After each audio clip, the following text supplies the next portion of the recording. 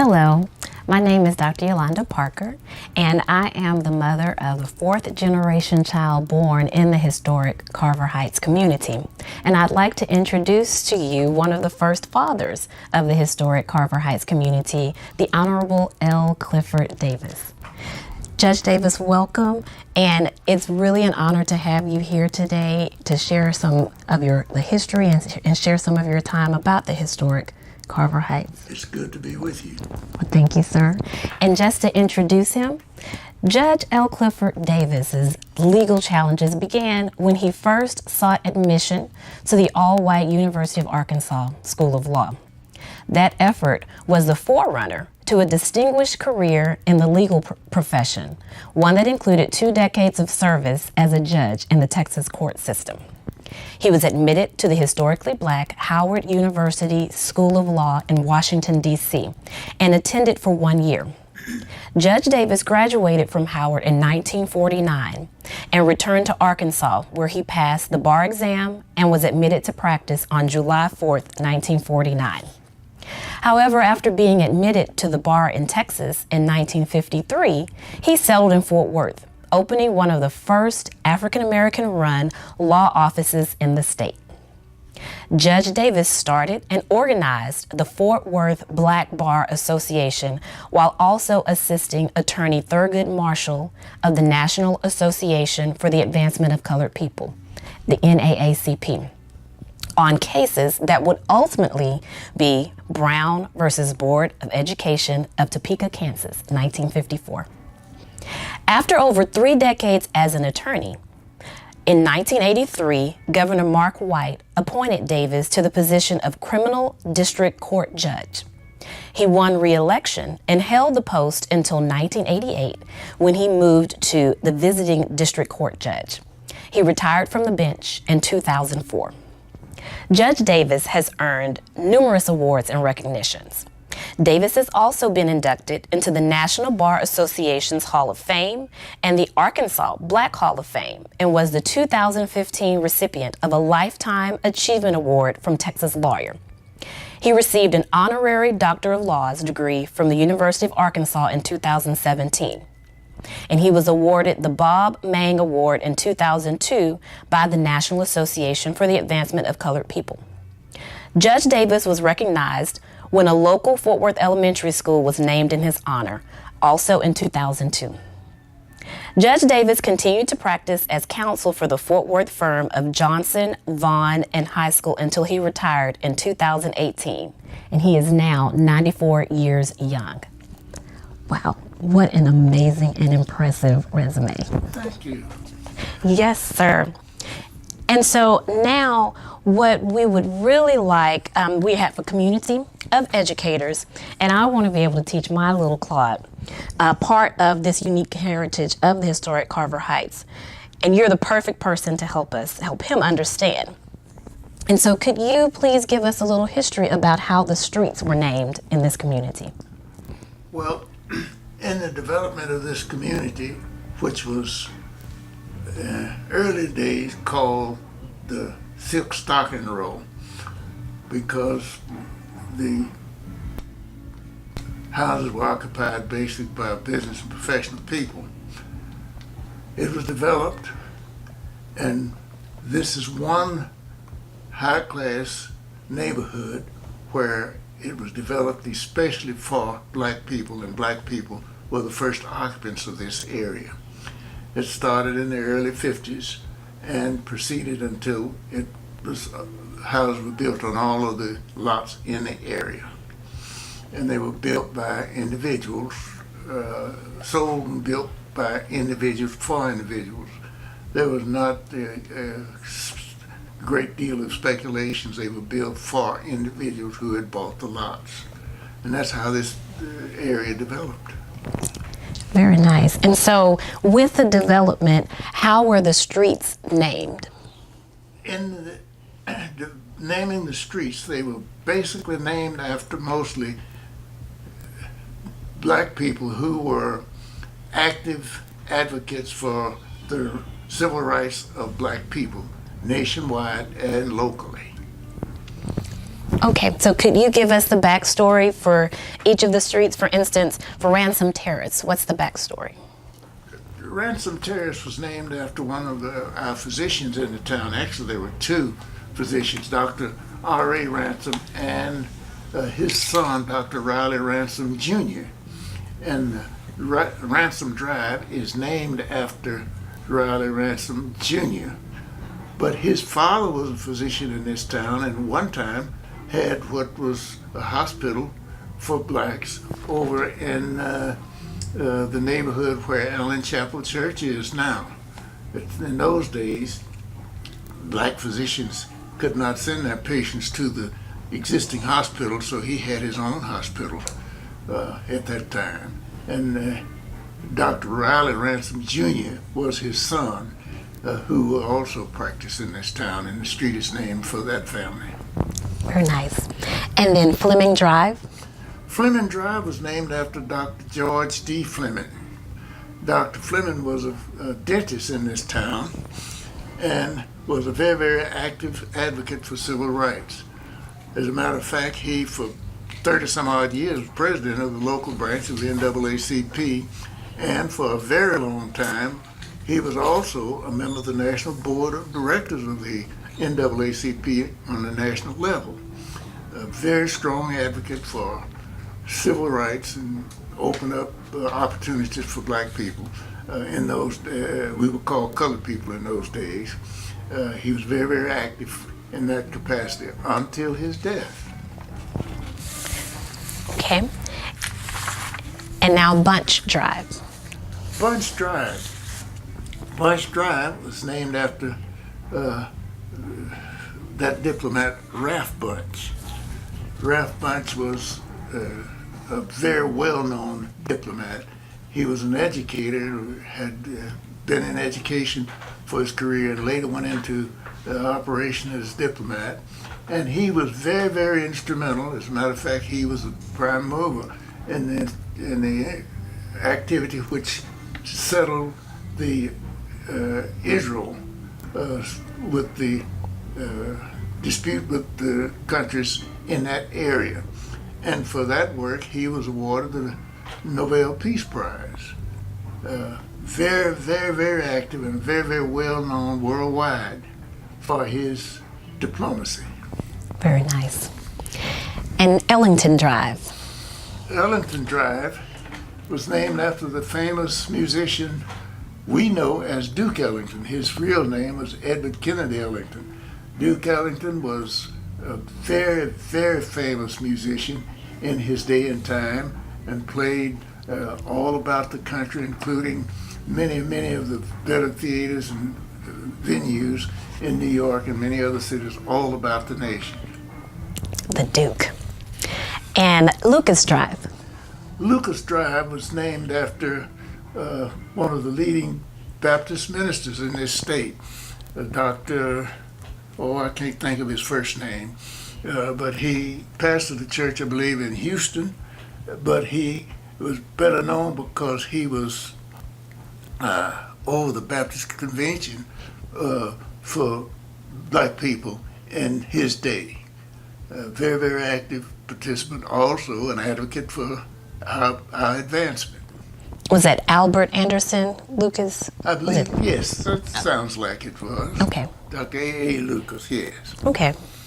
Prothero Street. Prothero Street was named after Percy Prothero. Percy Prothero was a business finance in the finance area for Atlanta Life Insurance Company, and he worked about the state in that capacity. In those days, there were three basic insurance companies owned and operated by black: Atlanta Life from Atlanta, Georgia, and there was Universal Life in Memphis, Tennessee, and of course Golden State, which was out of California. But he was the field finance person supervising operations in Texas, and he worked in and out of Fort Worth and directed the office and operations in Fort Worth. And at that time, Fort Worth had a very, very active Atlanta Life office. Fort Worth has such rich history, and this is a great history lesson. So let's keep it going with Maceo Lane. Maceo Lane was named after a person, A. Maceo Smith, as he was called. Mr. Smith was one of the leading advocates for civil rights in the state of Texas. For years, he was president of the state conference of NAACP. Quite prominent in his capacity. He was very, very active in the effort. In the good old days, at the State Fair of Texas in Dallas, they had what's called the Negro Day, and we could go there that day. And he was very active in opening so that we could go there at any day. He worked for the government, Department of HUD, and was in the civil rights area there. There's in addition to the street being named for him here in Fort Worth, there's a federal building that bears his name in Dallas, and the Smith, it's one of the federal buildings in Dallas that bears his name. And incidentally, A. Maceo Smith is a distant relative of ours.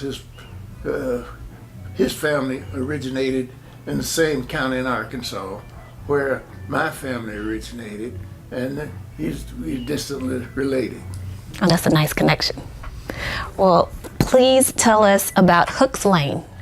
Hooks Lane is named after, as I understand it, Benjamin Hook, who was a civil rights advocate in Memphis, Tennessee. He was a lawyer and was active in affairs advocating for civil rights for our people in Memphis. He ultimately served as the executive director of the NAACP for a number of years in Memphis, in the national office. And I believe he, at one time, had a judgeship in Memphis. Very, very active individual. Yes, sir. Now, the next street is a combination of Vale Drive and McEwen Court. Okay, that's real interesting because those two streets are named after a person who was the executive director of the Urban League in Fort Worth. We had an active Urban League branch in Fort Worth, and she was the executive director and was very, very instrumental in trying to get better housing for blacks. As a matter of fact, she was part of the initiative that created not only the Carver Heights area, but the Gene Capers edition, which was the first one out here.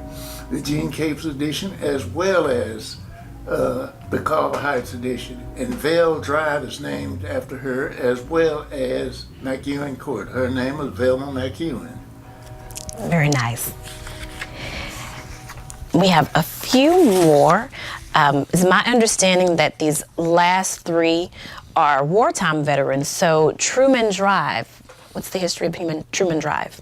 Truman Drive was named after President Harry Truman. It goes from Stall Cup clear on across what is now 820. It was the main entrance to the Carver Heights area in its early days. And of course, it later was opened up because they had built some other streets in the Rosedale Park, and you could go to those streets and enter to Carver Heights. But Truman Drive was the main entry point in those days, and of course later, when they opened up what's now Plaza Drive, you could enter Carver Heights through those areas. But that was President Harry Truman, who was vice president of President Roosevelt and was elected on his own after President Roosevelt died. He served a remaining term and then was elected on his own in the late 40s. Okay, in 1945. And then Eisenhower Drive. Eisenhower Drive is named after President Eisenhower. President Eisenhower was a five-star general. He had served great leadership as a general during World War II in Europe, and after that ran for President of the United States, was elected and served 2 terms as President of the United States. And that street is named for him. And Rickenbacker Place. Rickenbacker was a famous aviator and a military fighter pilot during World War II. Led many flights and was a hero for World War II in that capacity. In World War II or World War I? World War, I thought it was World War II. May have been World War One. Okay. I'm believing it's World War II though. Okay. And then the final question, what is the history of Plaza Circle? Plaza Circle, that was an area on which no homes were built on that property, and it was left apparently for commercial development by the planners of this area. And after the homes were built out here, Howard Patterson, who had been instrumental in helping develop this area, wanted to build a motel on that tract of land. And we brought litigation and blocked it by litigation from building a motel on that spot. And Plaza Circle, Plaza Drive was built through there later, and that gave another entry to that area of Carver Heights. Very nice. Okay, Judge Davis, so we've gone through the history of how the streets got their names. Could you give us a little information on the first residents, how the first residents of historic Carver Heights were brought in? Let me mention this. All of this area from Stall Cup East in Fort Worth was built for occupancy and to provide better housing for Black people. So that the first one east of Stall Cup Road is the Rosedale Park. And then, of course, further down toward Ramey Street, you get the Carver Heights, not the Carver Heights, the Gene Capers group. So all 3 of these additions were built to provide better housing for Black people. Now, in the Gene Capers area, those houses were built as so-called spec houses, and people would go out and select one and try to buy it. In Rosedale Park, most of those houses were built and for people, but in the Carver Heights, they were lots, and the people who were living in Carver Heights or moved in Carver Heights generally selected the lot and worked out some money to get finance and get the house built on it according to their specifications. So that Carver Heights got to be called the House on the Hill or the Hollywood or some other nicknames that applied, because those houses were basically built at the request and by plans made by the person who had bought the lot. That's the difference in the Capers edition in there. But all 3 of those editions were built, and these areas were occupied originally to provide better housing for Black people. White people never lived in here as first residents. And that's one of the proud histories of these areas, because we occupied these houses as the first residents of the area. It is not a situation where we moved in, where white people moved out, as was going on in the South Side and in the other areas of our town. And we know that you were an attorney and a judge. What were some of the other fields that the other first residents came from? Well, some of these people came from just west of Stall Cup Road. There was an addition over there, I can't think of the name of it right now, between there where Dunbar is. There were some there, and then the people who had been living in the South Side wanting better homes. because as I mentioned earlier, this area was built by the so-called sophisticated, better income, higher income people in all three of these areas: Gene Capers, Rosedale Park, and Carver Heights. Of course, Carver Heights was the top one because, as I've said, the people bought the lots and had their homes built to suit their preference. We had problems getting financing, but it was those who could get financing. As they got financing, they could build the type of homes that they wanted in those times. So all three of these additions, west of east of Stalkup Road and west of Cravens Road, were built and occupied originally to provide better new houses for colored people, as we were called in those days. And so we had lawyers and doctors, but were there just lawyers and doctors, or did we have a variety of We careers had a represented? variety. There were teachers, there were business and professional people, and people who worked for the railroad in those days. There were a lot of people who worked for the railroad. There were a few people who worked at the post office and places where they had good income. And a number of people in those days, there were some people in some pretty good paying positions in the meat packing industry in the north side here, who bought homes out here because the packing house area was the highest paid area for employment of black people. So a number of people worked out there, and they made what in those days was a pretty good salary far beyond the minimum wage in those days, so that some of those people could buy and finally get financing. In contrast, you could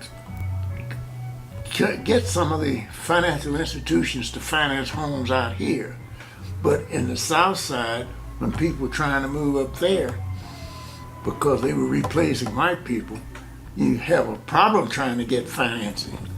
But it was easier to get financing if you had a fair credit score, if you were moving out here, because you were not replacing white people in that capacity, you see.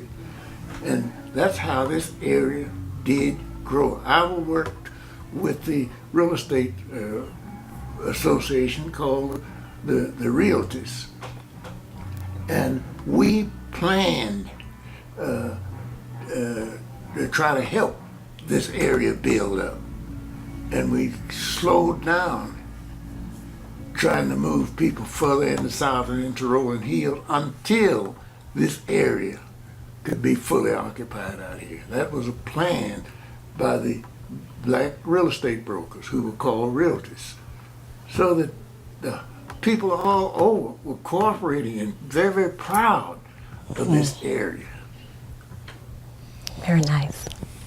Okay, Judge Davis, you mentioned that Historic Carver Heights was developed by black people for black people, was not a result of white flight. Could you elaborate a little more on some of the prominent citizens who did become residents in this community? Yes. Let me say this to you. I've already mentioned Dr. Flemings. There's a name for him. He was not here, but on that street, Dr. Griffin, Dr. Brooks lived out here. You had people who were in, a lot of people in education lived out here. We've had a number of people who held public office. Let's name a few of them. On the school board, we've had Reby Carey, we've had Ms. Walton, we've had Mrs. Moss is on there now. On city council, we've had Mrs. Barber, we've had Reverend Jackson, we've had Bert Williams, who was Mayor Pro Tem, Mrs. Walter Barber was on there, and Eugene McCrae were all city council people who lived out in this area. Jerry Thomas, who was in the public media was a resident out here. And then a number of people who were administrators in the school board. Mr. Claude Woodard was the first one of us at the administration building down there to assist us. And then Arlene Bill. Harlene Beale was a resident in this area at one time, and there's a school named for her in this school district. There a number of prominent people have lived out here. Dr. Gwen lived out here. He also was a member of city council from living out here. As a matter of fact, he was, I believe, the first one of us elected to the city council. So that this area, because it was built as a first-class living area for our people, and because the people who moved out here were so proud of the area and tried to maintain it as a middle and upper income and a cultural community. And I would like for us to remember that as a part of our history. And the Rosedale Park School, which is now Marjorie Walton School. We got the Dunbar High School, which was relocated from where it was over in the older part of Stop 6, was moved over into this area. And a lot of development in recognition of the level of culture that was brought into this area, and the fact that the people who were living here were proud to be here. And this area was built for us and developed by us and for us. And that's a source of great pride. And we take great pride in the fact that we have been recognized by the school board membership and by city council membership, so that our concerns are around the table of the policymakers. Judge Davis, you moved into your home on October 12th, 1957. Is that correct? Yes, that is correct. Okay, today is December 1st, 2018. So in that span of time, you have accumulated a wealth of knowledge, a wealth of experiences, and a deep-seated source of pride. Is there any words of wisdom that you can pass on to my son and others who are following in behind you? Yes, let me mention something that I had not mentioned. We have formed what's called the Carver Heights Neighborhood Association, and there's also another group that works with us, the Butch Ellington Club, that works with us to try to maintain the mission of those of us who moved out here in the early days of this, and those who proceeded in the development of this area. And in recognition of that, the area there on Plaza Drive is a walking area, and they have erected a walk-by so that you can see where we commemorate the names of people who've lived out here and who have been contributors to the development and the pride that we have in this neighborhood. And I would encourage people to go by there and see that circle there on Plaza Drive, just off of Bunch Ellington, dead end at that walkway, and just see it, because it demonstrates that the people who live in this area have pride in this area, then and now. And we want the history to be maintained, and that circle has commemorative names of people who've contributed to the development and the motive and the initiative in this area, which we think is good for the total community. Very nice. Thank you so much, Judge Davis. This has been, again, an honor and a privilege to witness you taking us down memory lane and preserving our history. Thank you so much. Thank you for inviting me.